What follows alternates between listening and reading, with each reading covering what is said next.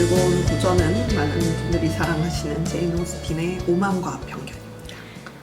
오만과 편견, 제인 에어, 폭풍의 언덕. 당신의 취향은? 오만과 편견. 폭풍이 언더. 진짜. 아 근데 그 커플링은 반댈세. 아 네. 네, 근데 그 분위기 자체는 그 너무 압도적이라서. 저는 가장 많이 본 거는 오만과 편견인데 가장 인상적이었던 건 폭풍의 언덕이었던 것 아 같아요. 정말요? 그러니까 이야기 흐름이나 서사 자체는 오만과 편견이 훨씬 재미있는데 그 압도적인 인상 자체가 폭풍이 언더. 제인 에어는 인기가 없군요. 제인 에어가 확실히 인기가 제일 없는 것 같긴 하더라고요. 오만과 편견은 정말 많은 분들이 좋아하시고 그만큼 이제 많은 오마주 작품들, 패러디 작품들도 많이 있고요. 그리고 많은 작품들에 영향을 끼쳤죠. 오래된 설문조사긴 한데 빅미드라고 BBC에서 예전에 전국에서 가장 사랑받는 소설을 한번 조사해보자 라고 해서 1년에 걸쳐서 웹, SNS, 메일, 전화 이걸 통해 가지고 영국 국민들한테 대규모로 설문조사를 한 적이 있어요. 되게 집요하게 네, 1년 동안 설문조사를 했다고 그래서 표본이 어느 정도 됐을지 궁금한데 1위가 무엇이었을까요? 오만과 편견이라서 모르는 거 아닐까요? 셜록 홈즈 아니에요? 1위 반지의 제왕이었습니다. 오 이거 생각하지 못했다. 그러게요. 저 반지의 제왕 영화는 되게 재밌게 봤는데 책은 보다 말았었거든요. 그럼 해리포터도 순위에 있네. 해리포터 5위에 해리포터와 불의 잔이 올라와 있어요. 아 오만과 편견은 2위. 아니, 잠깐만요. 2위. 해리포터 불의 잔, 해리포터 마법사의 방 이렇게 다 나눠야 이렇게 다 나눠져서 올라와 그러면 있더라고요. 해리포터 시리즈라고 하면 원탑인 거 아니에요? 근데 그럴 수 반지의 있어요. 제왕은 그냥 한 권으로 퉁쳐져 있는 건가요? 그렇지 않을까? 3위는 필립 풀먼의 그 어두운 재료라고 하는데 이건 오, 제가 모르겠네. 잘 모르는 작품이에요. 4위가 좀 의외인데 은하수를 여행하는 히치하이커를 위한 아 안내서. 그게 이 정도로 네. 광범위하게 그쵸. 인기가 많았단 말이에요? 잠깐만요. 다 영국 작가 아닙니까? 그러니까 영국에서 조사했으니까 영국 작가 작품이 많은 것 같은데 6위가 앵무새 죽이기거든요. 그럼 앵무새 죽이기는 미국 미국 작가죠? 작품이죠. 뭐 곰돌이 푸, 1984, 사자 마녀 그리고 옷장 그리고 10위가 제인 에어였어요. 와 진짜 의외다. 아니 사자마녀 그리고 옷장은 나니아 연대기죠? 그렇죠. 네. 이 판타지 쪽이 강세가 있네요. 그러니까 약간 표본이 넓고 일반 대중들을 대상으로 하다 보니까 좀 대중적인 소설들이 많이 뽑힌 것 같아요. 그리고 그 밖에 10위 밖에 좀 그 인상적인 순위는 아까 얘기했던 폭풍의 언덕이 12위, 그리고 호밀밭의 파스쿤이 15위, 그리고 이상한 나라의 앨리스가 30위. 그래서 우리나라는 뭐 재밌는 순위가 없다 해서 검색을 해봤는데 교보문고에서 2002년부터 2018년까지 16년간 한 주도 빠지지 않고 팔린 소설을 집계한 결과가 있어요. 베스트셀러 순위 뭐 이런 건가요? 스테디셀러 순위가 되는 거죠. 한 주도 빠지지 않고 팔렸으니까. 우와. 1위는 무엇이었을까요? 잠깐 기간이 언제부터 언제라고 했지? 2002년부터 2018년까지. 소설 한정인가요? 아, 네, 소설입니다. 힌트. 힌트? 우리 다 봤을 것 같아요. 설마 해리포터? 아니요, 해리포터 안 본 사람들도 은근히 있을 아니 텐데. 2002년이라고 그러니까 딱 그 시점이랑 맞아가지고. 우리나라에서 인기 있는 작가 막 베르나르 베르베르 이런 거 아니겠지? 그럴 수도 있겠다. 1위 미아엘 앤드의 모모. 그리고 공동 1위로 호밀밭의 파스쿤. 오, 오, 충격적이다. 나 네. 너무 안 봤는데. 829주 동안 15년 11개월 동안 연속적으로 계속해서 한 주도 빠짐없이 팔린 작품이라고 합니다. 아 약간 근데 의문이 드네 이거. 좀. 그리고 3위로 오만과 편견이 769주 동안 팔렸다고 하고요. 이것도 네. 의외다. 잠깐만요. 팔리기만 하면 1점인 거예요. 10권 팔리면 10점 주고 한 권이라도 팔리면 되지 않았을까요? 아니 그러니까 네. 한 권 팔리면 1점인데 10권 팔려도 1점인 거예요? 그런 것 같아요. 아. 그러니까 한 주도 빠지지 않고 계속 나갔던 그러면- 책을 하는 그러면- 거죠. 주에 한 권씩. 그러니까 제일 많이라는 건 아니네요. 그러니까. 그렇죠. 판매량 순위가 꾸준히 사람들이 찾았던 작품. 그치 그러면 이해가 되네요. 4위는 데미안. 아 5위가 좀 의외인데 설국이 5위였어요. 아니 설국을 그렇게들 많이 읽는 저는 그 소설이었다고? 설국 첫 문장 빼고는 어떤 작품인지도 모르거든요. 아 사실. 그래 설국 네. 좋긴 좋은데 그렇게 광역으로 인기가 있는 소설이라고는 생각하지 않았는데 뭐 눈먼 자들의 도시, 파우스트, 사무엘 베케트의 고도를 기다리며 1984, 동물농장 이렇게 10위까지 순위가 나왔습니다. 내 생각에 전체 판매량은 엄청 낮을 것 같아요. 약간 그 도서관 버프를 받았다든가 아니면 그런 거 있잖아요. 그 방학 숙제나 이런 걸로 그치. 필독서. 근데 그게 있어요. 그래서 저는 고도를 기다리며가 딱 들어간 순간 이거 작법서에 들어간 거 아니야? 라는 생각을 좀 했었는데 그러면 특정 시기에만 팔려야죠. 강의가 개강하는 뭐 3월, 뭐 9월 이럴 때만 팔려야 되는 거 아닙니까? 내가 옛날에 어떤 친구한테 그 예술계 사람들이 고도를 기다리면 그렇게 집착한다는 이야기를 들었었는데 약간 저도 광팬이긴 하거든요. 근데 아 진짜? 사신 분 중 한 분. 예술계 사람? 예술계 사람은 아닌데 대사 많이 배워요. 엄청 아 진짜? 저도 근데 좋아하는 연극 중에 하나긴 해요. 어쨌든 여기서 알 수 있듯이 오만과 편견은 사람들이 꾸준히 오랫동안 대중적으로 많은 인기를 얻은 작품이라는 대륙을 뜻이죠. 건너가며 그쵸? 인기 있는 작품. 네, 저는 원작하고 BBC 드라마 그리고 영화 이렇게 순서대로 봤었거든요. 그래서 영화를 그래서 처음에 봤을 때는 좀 좋아하지는 않았었어요. 영화 어떤 버전으로? 다시가 아니야. 아니 이게 영치님이랑 우리가 나랑 만나가지고 평일에 밥 먹으면서 오만과 편견 이야기를 했는데 저는 영화판을 먼저 봤어요. 아하. 양치님은 BBC 드라마판을 먼저 봐서 각자 마음의 품은 첫 다하시가 달랐던 거예요.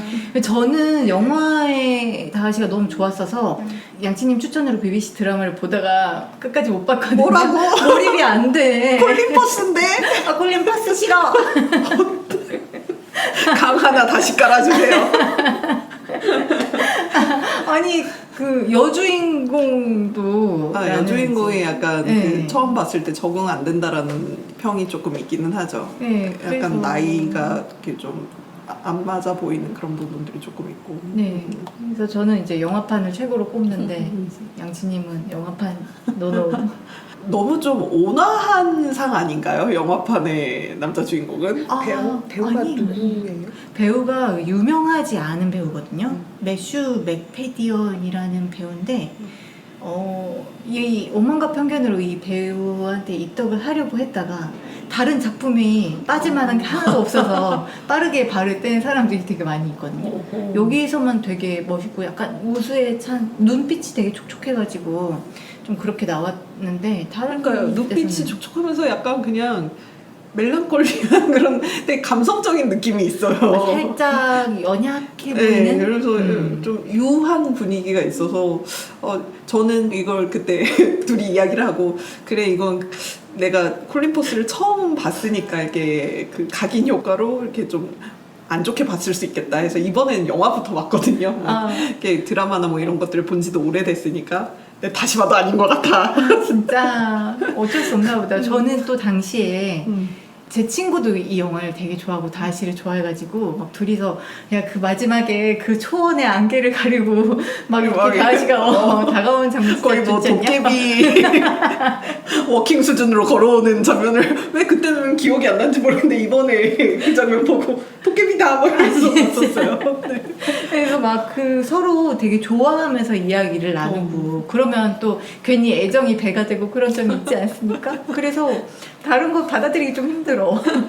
저는 근데 그래서 왜 이렇게 좀 제가 봤을 때 안 맞다고 느꼈는지 생각을 해봤는데 배우가 그 연기를 그렇게 한 거일 수도 있고 내용상에서 조금 다시가 좀 오만한 부분들을 좀 내용적으로 잘라낸 부분들이 좀 있더라고요. 청혼한 부분이나 아니면 편지에서 뭐 자기 변명할 때 그런 부분을 굉장히 유하게 넘어갔어요.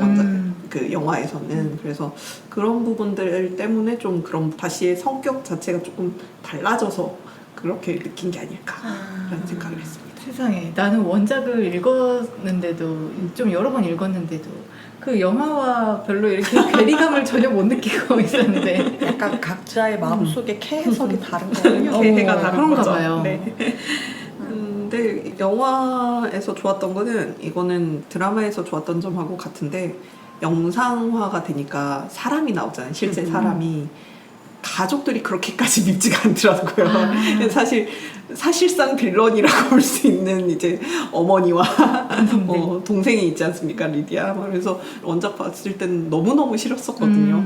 밉상이고 왜 저러나 싶고. 진짜 짜증나죠. 네.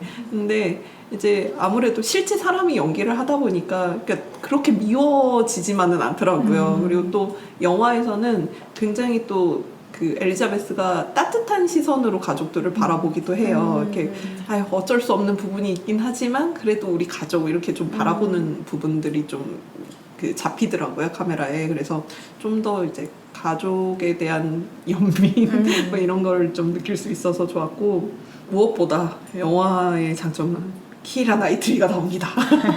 키라 나이틀리 너무 잘 어울리지 않습니까? 너무 좋아요. 그렇죠. 네. 근데 진짜 그 배우의 매력이 너무 잘 드러난 것 같아요. 그 배우의 매력을 정말 1200% 뽑아낸 영화가 아닌가. 엘리자베스 단독샷들이 좀 많더라고요. 근데 클로즈업도 클로즈업 했을 때 그 표정 같은 것들도 너무 좋고, 그러니까 그 장면들 기억하실지 모르겠는데, 이렇게 그네를 꼬아서 그네 혼자 앉아서 그네가 이렇게 빙글빙글 돌아가면서 이제 자기 집 시골 장원이라고 해야 되나요? 그런 풍경들이 이렇게 스쳐 지나가 빙글빙글 돌아가면서 이제 계절의 변화나 이런 걸 느낄 수 있는 그런 부분들도 되게 좋았고, 이렇게 언니 병문안 가면서 그 진흙길을 막. 진흙길, 영국의 그런 초원길 같은 거를 막 이렇게 헤쳐나가는 장면이나 아니면 여행 갈 때 이렇게 황량한 언덕에서 이렇게 바라보는 거를 좀 멀리서 이렇게 롱샷으로 이렇게 잡는 그런 부분들이 되게 잘 찍기도 했고, 감독이. 그리고 그 부분에 키이라 나이틀리는 진짜 뭔가 하나의 명화 같은 그런 느낌을 줘서 그 장면들은 다시 봐서 잘했다. 계속 기억에 남을 것 같다라는 생각을 했어요. 진짜 영상미가 있고 그런 어떤 시골 풍경들이 좀 아름답게 담겨 있고, 그리고 계속 배경으로 나오는 피아노 연주곡들 있잖아요. 그것도 엄청 찰떡이에요. 네. 그래서 영화가 그 키라 나이틀리의 좀 우수에 젖은 눈이나 뭐 이런 걸로 좀 엘리자베스 입장을 더 이해할 수 있다면, 드라마는 콜린 퍼스가 있지 않습니까? 네. 근데 드라마도 처음에 저도 좀 적응이 힘들긴 했는데, 거기 여자 주인공도 드라마 계속 보다 보면 굉장히 밝고 쾌활하고 이입을 하게 되거든요. 그런데도 약간 드라마는 콜린 퍼스를 집요하게 쫓아가요. 쓸데없이 남주에 샤워 장면을 넣는다던가. 저런. 아니면 되게 딱 그 청혼했다가 차이고 이렇게 답답해서 호수에 뛰어드는 장면이 되게 유명하거든요. 그래서 호수에 뛰어들었다가 다시가 없는 줄 알고 이모랑 같이 놀러 왔던 엘리자베스랑 만나고 되게 허둥지둥 이렇게 집으로 들어가서 옷매무새를 다시 갇혀 있고 이렇게 허둥지둥 나오는 그런 장면들이 되게 귀엽단 말이에요. 이거 딴 얘긴데 여러분한테 보여주려고 제가 글 찾았어요. 이 호수 장면이 너무 인기가 있다 보니까 그 동상이 있습니다. 예? 보여드릴게요. 런던에 있대요. 어머! 맙소사. 그러면 안 보고 이게 진짜로 있다는 진짜로 거예요? 있어요. 근데 이렇게 너무- 거대하고 흉측한. 근데 진짜 흉측하다. 심지어 런던에 이거 흉물 아니에요, 흉물. 그래서 실제로는 콜린 퍼스가 모델은 아니고 원작 초상화를 여러 개 섞은 거라고는 하는데, 이 장면을 아무래도 콜린 퍼스가 연기를 했다 보니까 다들 콜린 퍼스를 만나면 이 동상에 대해서 묻는 거예요. 그래서 토크쇼에서도 이 이야기가 나오니까 콜린 퍼스가 나는 그 동상에 대해서 어떤 책임도 지고 싶지 않다라고 항변하는 장면이 있고, 사회자가 근데 누군가는 져야 한다. 자기가 만들지 않은 흑역사의 책임을 정말 충격적이죠. 근데 나는 지금 생각해도 콜린 퍼스 멋있어요. 근데 콜린 퍼스 좀 인기가 있잖아요. 나는 그냥 아저씨 같아. 다른 영화에서도 그래요? 네. 다른 캐릭터를 마셔도 브리짓 존스. 거기서도 아저씨 같아. 저는 뭐 항상 아저씨 같다고. 킹스맨에서는 아저씨 같죠. 뭐 있지? 그 약콩님이 좋아하는 스타일은 확실히 아니에요. 약콩님이 주구장창 이야기했던 그런 스타일들이 있잖아요. 주구장창 뭘 얘기했었네요. 내가 뭐 얘기해? 아니 뭐 이런저런 이야기를 할 때 조금씩 취향을 이야기를 했을 때 그래요? 그 부분이랑 좀 확실히 어긋나죠. 그래서 막 사람들이 콜린퍼스 너무 좋아하는데 나는 약간 항상 원발치에서 왜들 저래? 이런 느낌으로 바라보는. 그렇구나. 그러니까 이거는 BBC를 먼저 봤어도 안 좋아했을 수도 있겠다 생각이 듭니다. 네. 근데 이제 드라마에서 다시 심정을 더 이해할 수 있으면서도 이제 콜린퍼스로 애써 잊었던 오만했던 다시의 부분들이 나오면서 혈압이 오르게 됩니다. 이건 제가 이번에 볼 때는 영화 먼저 보고 드라마는 드라마 보면서 책을 이렇게 계속 봐서 좀 약간 헷갈리기는 하는데 이제 먼저 청혼할 때 자기가 얼마나 괴로웠는지를 설명하면서 우리 집안이 이렇게 차이 나는데 되게 영광인 줄 알라 이런 식으로 시혜적으로 이렇게 말을 하잖아요. 그렇죠. 그때 엘리자베스가 이미 뭐 언니랑 빅리 사이를 다시가 회방 놓은 것도 알았고 그리고 또 위컴 때문에 이미지가 안 좋은 상태였기 때문에 거절을 한 것도 있는데 그게 없다 하더라도 아니 어떤 여자가 저런 청혼을 받고 좋아해 라는 그런 오만한 태도들이 있었죠. 그리고 그 거절당한 후에 이제 편지를 쓰잖아요. 자기가 왜 그랬었는지. 근데 이렇게 위컴의 진실 때문에 잊고 있었는데 그 언니랑 빅리를 반대했던 그 부분들에서 내가 반대한 거 맞는데 니네 가족들이 너무 그렇잖아 막 이러면서 가족을 엄청 까잖아요. 저 순간 아니 이 새끼가 이런 생각이 드는 거예요. 야 까도 내가 까 이런 생각이 드는. 해드립은 안 된다. 그런데 엘리자베스는 원작에 보면 처음에는 되게 같이 분노를 하다가 처음에는 이렇게 가족을 욕하니까 이렇게 좀 분노를 하다가 위컴의 진실 때문에 자기가 오해했던 것으로 뭐 자기의 경솔함이나 편견을 가졌던 걸 좀 부끄러워하다가 아 그래 우리 가족들이 그런 면들이 좀 있지라고 이렇게 납득하는 그런 부분들이 있는데 저는 그게 납득이 안 되는 거예요. 아, 그래? 네, 그래서 콜린퍼스 때문에 잊고 있었던 다시에 대한 분노가 좀 오래 갔습니다 이번에는. 그래도 좋아하는 소설이고요. 또 뭐 괜찮은 면이 있으니까. 네. 그래서 오만국 편견의 작가 제인 오스틴에 대해서 잠깐 알아보고 가면 제인 오스틴은 1775년 영국 캠프셔주의 작은 마을의 교구 목사의 딸로 태어났고요. 어머니가 글을 되게 잘 쓰셨대요. 그래서 제인 오스틴에서 볼 수 있는 그 젊은이의 활기참 그리고 유머러스함 그런 것들이 대부분 어머니한테서 온 거라고 하더라고요. 1년 반 정도 옥스퍼드에 있는 여자 기숙학교에서 글쓰기와 문학을 배웠지만 대부분은 아버지 조지 오스틴에게 교육을 받은 게 다라고 합니다. 그 오만과 편견에서도 그 레이디 캐서린이 가정교사도 없었어? 하면은 아버지한테 교육받았어요 뭐 이렇게 하는 이야기가 나오거든요. 그러니까 오만과 편견뿐만 아니라 대부분의 소설을 좀 자기 경험담을 많이 녹여서 썼더라고요. 제인 오스틴은 6편의 장편 소설과 중편 소설 하나, 단편과 미완성 장편을 몇 편 남겼는데요. 1811년 이성과 감성으로 데뷔를 했어요. 근데 그 당시에 이미 노생거 수도원과 오만과 편견은 이제 초고가 완성이 되어 있었던 상태라고 하더라고요. 근데 왜 이성과 감성을 선택을 했을까라는 거에 대해서 학자들은 이제 노생거 수도원은 풍자가 너무 지나치고 오만과 편견은 여주인공의 개성이 너무 강해서 팔리지 않을 것이다 이렇게 오스틴이 걱정을 해서 그런 게 아니냐라는 의견이 있고 아니면 오만과 편견을 너무 아껴서 좀 자기가 일단 명성을 얻고 그 다음에 오만과 편견을 내려고 한 게 아니냐 뭐 이런 두 가지 의견이 있는데 처음부터 제인 오스틴은 취미로 글을 쓴다기보다 이렇게 전문적인 작가로 상업적인 성공을 좀 하고 싶었던 것 같아요. 그래서 그런 부분도 있었고 또 오만과 편견을 가장 사랑했던 작품인 것도 맞고 해서 두 가지 의견 다 납득할 수 있을 것 같습니다. 19세기 들어 여성 작가들의 존재감이 이제 올라가고 있었지만 아직 그 시대는 여성 작가가 본인의 이름으로 작품을 내지는 않았었다고 해요. 그래서 제인 오스틴도 익명으로 어느 부인 이렇게 글을 썼다가 이성과 감성을 낸 후에는 이성과 감성 저자로 오만과 편견을 쓰고 그 뒤에는 이성과 감성 오만과 편견의 저자로 에스필드 파크를 냈고요. 네 번째 에마에서 비로소 자기 이름 제인 오스틴으로 이렇게 출간을 했다고 합니다.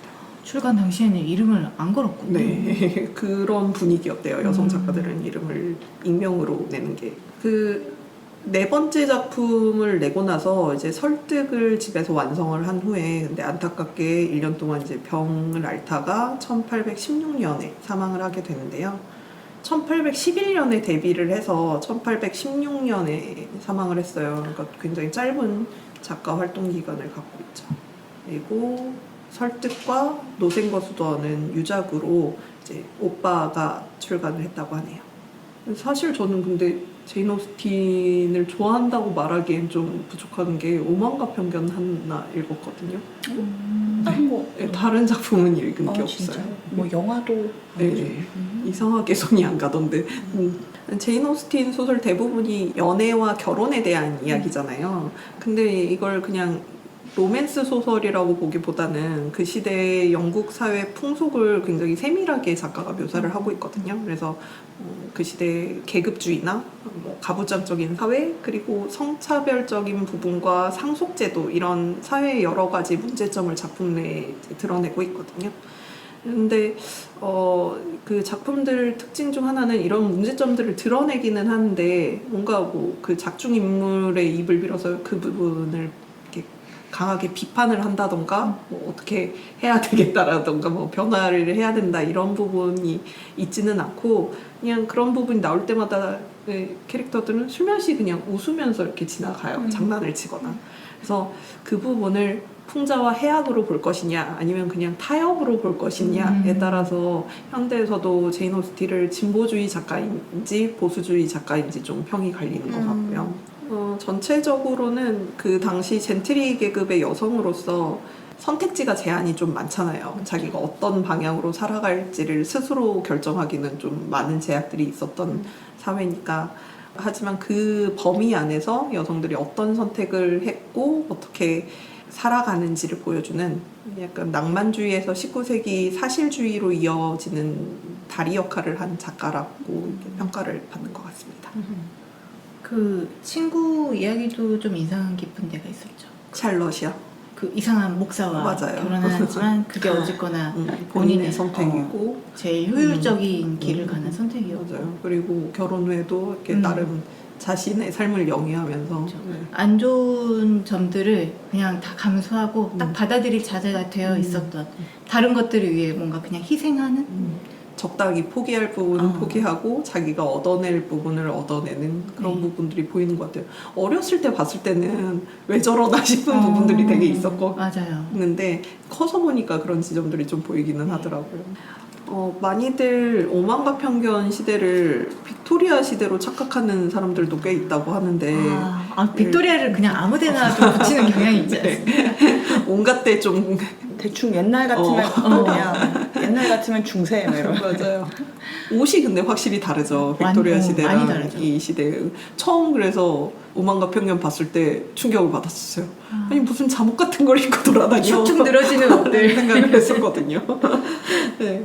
네, 이 시대는 리젠시 시대라고 해서 섭정 시대인데 1811년에서 1820년대를 말을 해요. 그래서 영국의 왕 조지 3세가 정신병으로 공무를 잘 수행할 수가 없어서 아들인 조지 4세가 아버지 대신 섭정한 기간을 말을 하는데요. 근데 이미 이 시대는 뭐 산업혁명도 끝난 지 오래고 프랑스 혁명도 끝나서 그 신분 사회가 좀 많이 바뀌어 있고 젠트리 계급이 자리를 잡은 시대죠. 오만과 편견에 등장하는 인물 중에서 레이디 캐서린 빼고는 다 젠트리 계급이에요. 그래서 많이들 다시는 귀족이고 엘리자베스네 가문은 좀 평민 뭐 이렇게 생각을 하는 착각을 많이 하는데 계급 자체는 젠트리로 갔습니다. 네. 근데 이제 젠트리 계급 내에서도 뭐 혈연이나 친척이 누구냐, 엘리자베스의 외삼촌인지 외숙분지가 변호사고 장사를 해가지고 되게 그 사람하고 연결됐다고 엘리자베스를 까내리는 부분들이 좀 있거든요. 그래서 같이 여행했던 그 분들인가요? 헷갈리는데 한 분은 장사를 했고 한 분은 변호사였는데 네. 조금 헷갈려요. 네, 그래서 변호사나 의사도 직접 일을 한다고 해서 좀 귀족이나 젠트리 계급에서는 좀 안 좋게 보는 경향이 좀 있었나 봐요. 그래서 젠트리 계급 내에서도 뭐 여러 가지 이유로 좀 차별 같은 거나 뭐 서열 나누는 게 있었던 것 같아요. 로맨스의 하위 장르 중에 리젠시물이라는 게 있거든요. 네. 네. 그 시대물인가요? 딱 이 시대의 시대물을 리젠시물이라고 해요. 네. 왜 이 시대만 특정으로 리젠시물이 나왔냐면 이 시대 배경으로 오만과 편견이 있기 때문입니다. 네. 그래서 오만과 편견은 정말 그 로맨스물의 원형들이 다 들어가 있잖아요. 네, 그래서 오만과 편견의 인기 때문에 거기에 파생되는 많은 작품들이 나왔고 거기에서 특히 그 시대에 집착하게 되는 리젠시물이 이렇게 많이 나와서 하위 장르를 이루고 있을 정도고요. 그 중에 요새 인기 있었던 게 이제 네, 줄리아 킨의 브리저튼 시리즈가 있죠. 넷플릭스 드라마로 만들어졌던. 네. 그것도 언제 한번 소개를 해드리고 싶은데 원작이 훨씬 재밌습니다. 나름 그래도 넷플릭스도 인기가 있기는 있지 않았나요? 굉장히 인기 있었죠. 오징어 게임 바로 밑이었을걸요. 아, 그때 그래요? 예, 총 재생 시간이. 여기저기서 많이들 언급을 하더라고요. 그럼 이제 본격적으로 고전이 변형된 오만과 편견의 패러디 소설 죽음이 펜벌리로 오다를 소개를 해볼게요. 펜벌리. 네, 펜벌리가 다시 저택이에요.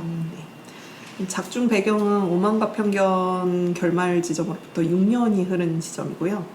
소설의 프롤로그는 말 그대로 previous 오만과 편견이거든요. 그래서 메리턴 마을 사람들이 베넷 부부의 네 딸의 결혼에 대해서 이야기를 하면서 어떻게 그들이 이 결혼에 대해서 생각하고 있는지를 이야기를 해요. 그래서 호사가들이 전하는 소문을 듣는 것처럼 오만과 편견을 압축해서 줄거리를 소개를 하는데 이제 독자들은 알고 있지만 마을 사람들은 모르는 사실들이 있잖아요. 그래서 왜 갑자기 엘리자베스랑 다시가 결혼을 한다고 하는 건지 엘리자베스는 다시 싫다고 하지 않았냐? 막 이러면서 가족들도 깜짝 놀랐는데 처음부터 계획적이었던 게 아닐까? 막 이러면서 말 많은 사람들. 네. 그래서 근데 그런 부분들이 약간 이게 상당히 최근 작품이거든요. 2010년대 후반 작품인데도 그 원작 소설을 보고 제가 이 패러디 소설을 바로 이어서 봤는데 뭐 그렇게 이질감이 느껴지지 않을 정도로 그 시대의 그 오만과 편견 말투 그대로 이렇게 묘사가 되고 있어요. 그래서 프롤로그만 보셨을 때도 아 이거 패러디 잘한 작품이겠다라는 느낌이 좀 옵니다. 다시 부부는 아이들과 함께 평화로운 펜벌리에서 행복하게 살고 있고요. 다시의 친한 친구이자 이제 엘리자베스의 언니인 빅리 부부도 그 펜벌리 근처에 저택을 사서 거기서 살고 있어요. 그래서 왕래도 잡고 돈독하게 정을 나누고 있습니다. 엘리자베스가 이제 무도회를 준비를 하고 있었는데 그런 엘리자베스에게 고민이 좀 있습니다. 다시의 사촌인 피치 윌리엄 대령과 조지아나에 관련된 고민인데요.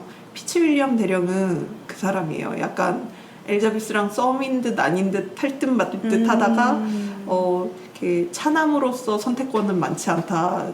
그 차남은 그 좋아하는 여자와 결혼할 수 없다. 이런 식으로 약간 쳐내는 듯한 말을 해서 뭐지? 견제인가? 뭐 경고인가? 뭐 이렇게 해서 이렇게 깨져버리는. 그리고 이제 다시가 친구한테 충성스러운 거를 말해준답시고 이제 빅리와 언니 사이 연애를 반응했다라는 걸 이제 엘리자베스에게 알려준 그 인물이죠. 그때는 이제 차남으로서 자기는 좋아하는 사람하고 결혼할 수 없다라고 했던 대령인데 백작자귀를 승계할 형이 사고로 죽게 돼요. 그래서 백작귀를 받게 되었고 이제 슬슬 결혼을 고려 중인데 이제 사촌인 조지아나와 결혼을 하고 싶어해요. 근데 조지아나는 다시하고도 나이 차이가 좀 많이 나는 남매였거든요. 근데 피치 윌리엄 대령은 다시보다도 나이가 많단 말이에요. 그래서 되게 어린 동생이잖아요. 네. 그리고 사촌인데 물론 그 시대는 좀 느낌이 다르긴 하지만 근데 그 엘리자베스로서는 일단 나이 차이가 많이 나는 것도 걸리고 조지아나가 굉장히 수줍음이 많았었거든요. 근데 이제 엘리자베스가 오고 나서 동년배의 언니가 있으니까 애가 점점 활달해지고 자기 주장도 점점 해가고 있어서 그런 변화를 바람직하게 보던 차였는데 오빠는 피치 윌리엄 대령을 굉장히 믿고 있단 말이에요. 만약에 오빠가 피치 윌리엄 대령하고 결혼해라 라고 했을 때 아무래도 오빠는 고압적인 성격이니까 조지아나가 어쩔 수 없이 따르려고 하지 않을까라는 걱정과 또 조지아나가 사고 친 게 조금 있지 않았습니까? 네, 그러니까 그런 일이 있었으니까 더 자기 주장을 못하게 되지 않을까 이런 걱정이 듭니다. 조지아나는 근데 사실 좀 지금 그 젊은 변호사랑 분위기가 좋은 상태이기도 하고요. 그렇게 엘리자베스가 걱정을 하고 있을 때 이제 하인인 비드웰도 은식기를 닦으면서 걱정을 하고 있는데요. 장남인 윌이 되게 오랫동안 아팠어요. 그래서 약간 이제는 좀 받아들이고 언제 죽을지 모르는 그런 상태거든요. 그런 상태에다가 이제 큰딸은 이제 시집을 잘 갔나 싶었는데 육아로 너무 힘들어하고 맨날 불평불만이 섞인 편지를 보내오고 그나마 이제 낫다고 생각했던 둘째 딸이 그 빅민의 저택에 집사가 될 것 같은 그런 젊은이랑 약혼을 했단 말이에요. 그래서 쟤도 이제 시집고 나면 괜찮겠지라고 생각했는데 얘도 언니네 그 육아를 도와주러 갔다 오더니 얘도 우울해지어 있고 그래서 집안이 전체가 좀 잘 안 돌아가는 거예요. 그런데 이제 직장에서는 이제 동료들이 숲에서 검은 옷을 입은 여인의 유령을 봤다. 이렇게 계속 말을 하는 사람이 나오는 거죠. 정체불명의 네. 근데 그런 소문이 예전부터 있었는데 그 다시의 증조부가 그 숲에서 저택에 들어오지 않고 혼자 오두막을 짓고 따로 이렇게 개랑 이렇게 같이 살았어요. 그리고 자기가 죽음이 다가오니까 개도 쏘고 총으로 쏘고 자기도 그냥 자살을 한 사건이 있었거든요. 그래서 좀 가족으로서는 좀 불길한 숲인데 그 숲에 그 할아버지가 지은 오두막에 비드웰이 지금 살고 있거든요. 비드웰로서는 그냥 전혀 꺼리낌 없이 살고 있었던 집이었는데 그런 소문들이 나오니까 되게 언짢은 거죠. 어쨌든 그렇게 무도의 준비로 바쁜 어느 날 밤 다시 가족들은 친지들을 모아서 이제 식사를 하고 있습니다. 저녁 식사를 하는데 조지아나랑 그 변호사랑 피츠윌리엄 대령이랑 좀 분위기가 좀 이상해요. 그러더니 피츠윌리엄이 저녁 시간 중간에 나는 평소에 좀 운동을 하는 게 있어서 하면서 중간에 나가버려요. 운동을 좀 하고 오겠어. 뭐 이런 식으로. 식사 중간에? 식사 끝나고 약간 담소를 나누고 있었던 중이었어요. 그런데 피츠윌리엄 대령이 오기 전에 뭔가 멀리서 마차가 미친 듯이 이렇게 막 오고 있는 게 보이는 거예요. 그래서 아니 이 밤에 누구지? 라고 했더니 짜잔 리디아가 나타납니다. 네, 리디아가 등장할 줄이야. 초대하지 않은 리디아가 머리가 산발이 돼서 혼신해서 오더니 위컴이 죽었어 라고 하면서 오는 거예요. 그래서 무슨 소리냐 이렇게 해서 마부한테 이야기를 들어봤더니 마부는 어떤 마을에서부터 위컴과 위컴의 친구 데니와 리디아를 이렇게 태우고 오고 있었는데 어떤 중간쯤 남자들은 내려주고 리디아만 이쪽에 데려다 주기로 했었대요. 이 펜블리에. 근데 어느 시점부터 데니가 굉장히 화를 내더니 나는 이 일에서 빠지겠다. 더 이상 너랑 같이 할 수 없다 하고 이렇게 마차에서 내려서 숲으로 막 걸어갔다고 합니다. 딱히 이유를 말하지도 않고요. 예, 뭐 마차 안에서 언쟁이 있었을 수도 있는데 그걸 듣지는 마부는 못했고요. 모르는 예. 상황이. 그리고 위컴은 술에 취한 상태로 데니를 따라갔고요. 몇 분 후에 총성이 울리고 리디아는 위컴이 죽었나 봐 하면서 확인 안 네, 하고 확인을 하지도 않고 겁에 질린 채 그냥 언니를 온 거죠. 이 녀석 이거 안 된다. 리디아니까요. 리디아답게 네, 그래서 빨리 남편의 시체를 찾으러 가라 뭐 이런 식으로 막 온갖 가족들을 이제 닥달을 하는데 제정신은 아닌 것 같아요. 그래서 일단 의사를 불러서 리디아를 진정을 시키고 남자들은 이제 수색대를 꾸려가지고 숲으로 갑니다. 그래서 봤더니 거기에서는 데니가 피에 젖은 채 쓰러져 있었고 위컴은 피범벅이 돼서 그 앞에서 내가 데니를 죽였어 라고 하면서 뭔가 멍하니 뭐 이런 상태예요. 악령이 씌인 거죠. 아니, 이 사람도 제대로 죽음을 확인하지 않은 거 아니에요? 위컴이? 네. 근데 데니의 시체는 누가 봐도 죽은 아, 상태였대요. 그래요? 네. 그리고 위컴이 군인이었었잖아요. 그래서 그렇게 죽음에 생소하지는 않았을 거예요. 근데 왠지 위컴이 죽인 게 아닐 것 같다. 네.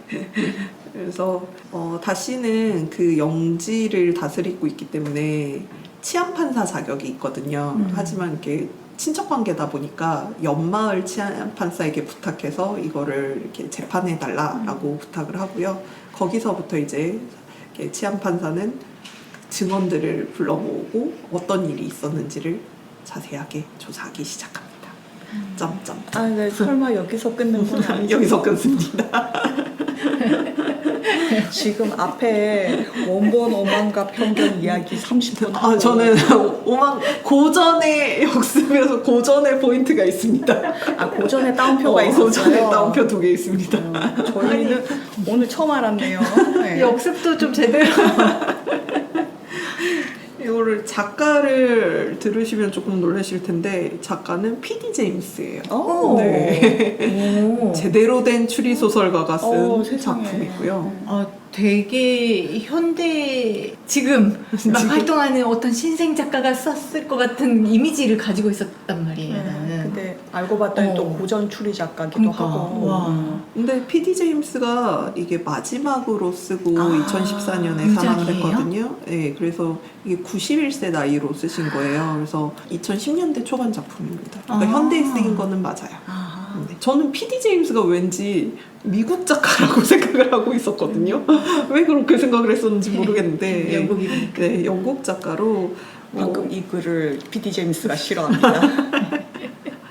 근데 왜 그런 착각을 했냐면 작중에 커피 마시는 부분이 있어가지고 차가 아니라 커피를 마시나요? 미국 작가구만 막 이렇게 생각을 했었는데 영국인이시더라고요. 런던에서 태어난. 네, 그래서 뭐 크리스티 그리고 도로시 엘세이어스로 대표되는 그런 영국 본격 추리 소설의 전통을 계승했다고 평가받는 작가로 정말 수많은 상을 수상을 했고 그걸로 자귀도 탄 네, 정말 크리스티랑 비슷한 라인을 갔던 작가죠. 유명한 작품으로는 여탐정은 환영받지 못한다라던가 아니면 드라마화됐던 델글리시 경위 시리즈가 있습니다. 델글리시로 나옵니까? 델글리시라고 나오는데 델글리시로 알고 있었는데. 저는 그 델글리시 경위 시리즈는 못 봤고 여탐정은 환영받지 못한다 그 작품만 봤었어요. 본인이 영향받은 작가 중에 이제 두 사람으로 크리스티랑 오스틴을 꼽았었거든요. 그 정도로 이렇게 오스틴을 좋아했던 작가고 말년에 작가에게 정말 미안하지만 당신이 너무 사랑했던 엘리자베스를 살인 사건에 끼워놓고 말았다라고 이렇게 서문을 시작을 해요. 그래서 정말 글 보면 어떻게든 이 오만과 편견 세계관을 해치지 않겠다라는 작가의 의지가 보이거든요. 그래서 그 약간 제인 오스틴에게서 볼 수 있는 위트도 그대로 살아있고 이 캐릭터들도 이 캐릭터는 이렇게 생각했을 것 같아. 이 캐릭터는 뭐 이렇게 행동했을 것 같아. 이게 쭉 이어집니다. 그래서 패러디 작품으로서는 정말 손색이 없는 나의 계획을 해치지 않는 그런 작품인데 하나 아쉬운 거는 추리 부분이 조금 썩 매끄럽지는 않아요. 그래요? 네, 조금 힘 빠지는 결말이고 저는 이게 이런 진실일 리가 없는데 하고 진짜 끝날 때까지 진범이 따로 있겠지라고 생각을 했었거든요. 근데 아니었어. 아니었어요. 네. 그 세계관이 헤쳐지는 걸 원치 않아. 그런가 봐요. 그러니까 추리소설 작가로서의 자아를 최대한 누르고 그 시대에서 있었을 법하는 사건으로 이제 하다 보니까 뭔가 그렇게 드라마틱하거나 그런 건 아닙니다. 근데 물론 반전 같은 것도 있고 정말 범인 정체는 제가 생각도 못했던 사람이긴 하거든요. 약간 뒤에 부분 추리 전개가 맹숭맹숭하게 느껴질 수가 있어요. 극적이지 않고. 왜냐면 여기서 탐정 역할이 없거든요.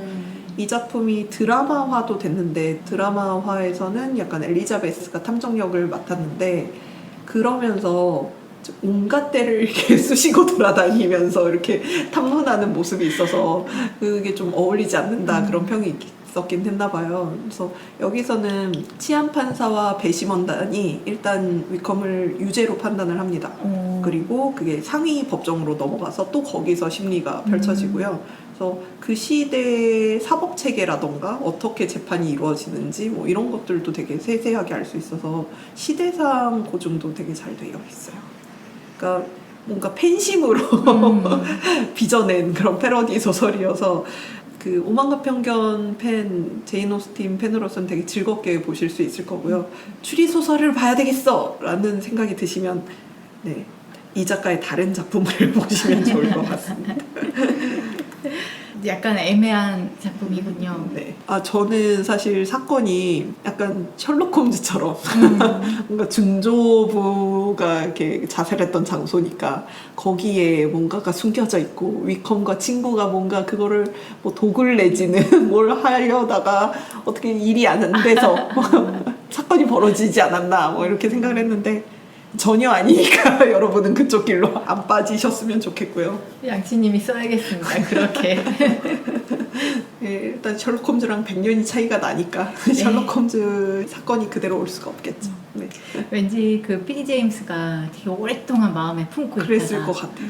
더 늦기 전에 이거 써야 되겠다, 안 되겠다. 죽기 하고 전에 쓰셨나 쓰고 보다. 죽어야지 어. 뭐 이런 식으로.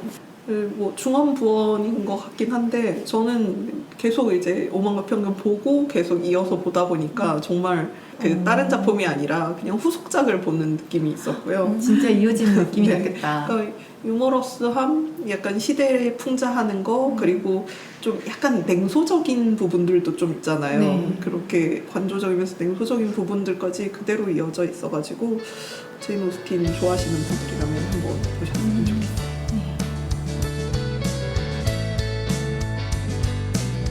이어지는 52와 3부에서는 손장이 소개하는 웹툰 익명의 독서 중독자들 이야기가 계속됩니다.